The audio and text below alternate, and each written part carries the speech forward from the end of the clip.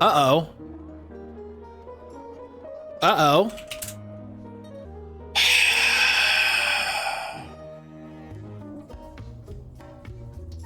Bungie is laying off 220 employees. Every level of the company, including most of our executive and senior leader roles.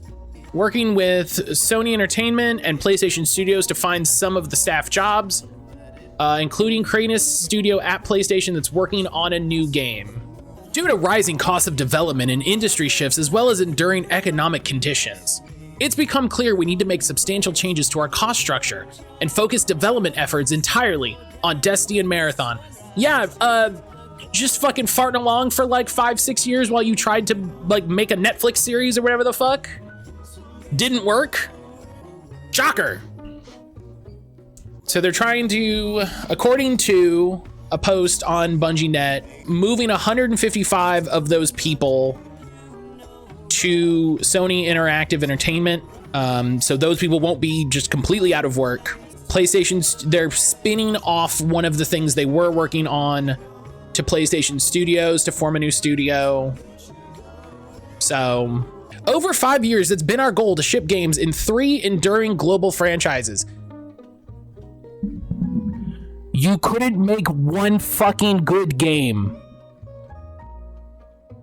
How the fuck did you think you were going to make 3 games?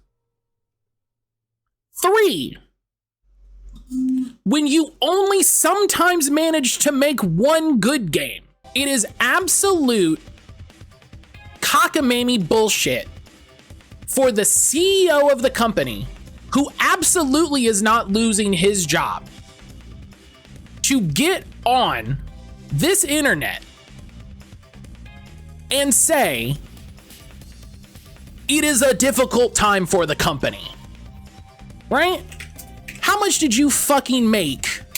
According to Comparably, the average executive compensation is $242,000 a year. Those 220 people represent 17% of the company, nearly a fifth of the company. Now, again, 155 of those people are going to go work at Sony Entertainment, Sony Interactive Entertainment. It is so absolutely fucking unconscionable for you to sit there with your $250,000 compensation, and that's just salary. That's salary. I shouldn't say compensation, because who the fuck knows what his compensation actually is, right? Who knows what he actually got when they got bought by Sony? Who knows what sort of Sony stock options and whatever he got? Which, Bungie bought by Sony. How long ago did that happen? 2 years. 2 years almost to the day. 2 years to the month. Sony bought Bungie for $3.6 billion. And you're gonna sit there with $250,000 this year in your pocket, $500,000 in salary made since that acquisition. Who knows what else, right? Let's be frank. Who knows what else? You're gonna sit there, sit on a $500,000 pillow and write, "Today is a difficult time"? Fuck yourself. Absolutely fuck yourself. Don't you dare. You know, I'm not gonna sit here and say he probably doesn't feel bad. He probably does. He's worked with these people for who knows how long, right? He's having to fire people that he's worked with for who knows how long. People that he considers friends, family, close colleagues, all of that. You also made $500,000 in the last 2 years when one of the biggest global entertainment companies bought your small independent studio for $3.5 billion. And that's after layoffs in October. They already laid off people once. And there's probably one in there that I'm forgetting.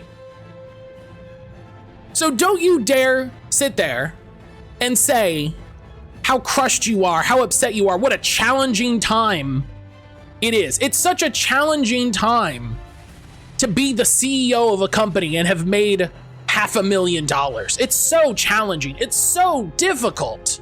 Well, I think there is so much to unpack with what happened with Destiny 2 from a corporate leadership standpoint. I'm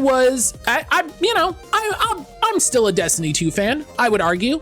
I love so much about what happens in that game from a gameplay perspective, from a design perspective, from an art perspective, from a world perspective. The fact that somehow Bungie as a company could not tell you the story of that game to save their goddamn life is an active failing of the people in charge of making that game. Actively, they could not figure out how to tell you that game, the story of that game. They could not figure out how to balance that game. They could not figure out how to keep people engaged and excited about the game without blowing half of it up every quarter. And everything that they made in its place was amazing. Every piece of art, a lot of story beats, every character. It is probably the game with the most queer representation outside of like Life is Strange and games that are explicitly about telling stories of queer characters. There is some incredible character depth given to characters that you talk to for all of 10 seconds. And I mean that as like main story characters. You just don't talk to these people. It is so wild to put like Final Fantasy XIV and Destiny 2 next to each other. Final Fantasy XIV has figured out the way to tell you the story and keep everything in the game and make you excited about the new stuff and make you excited to go to the new places and do the new things and be excited about the new things without at some point just chopping off the 3/4 of it and going, you're in the new thing now. Hey! I'm sorry, this is so particularly frustrating, but I still love it. I still love my time with it. I still hope for the best for everybody that works there.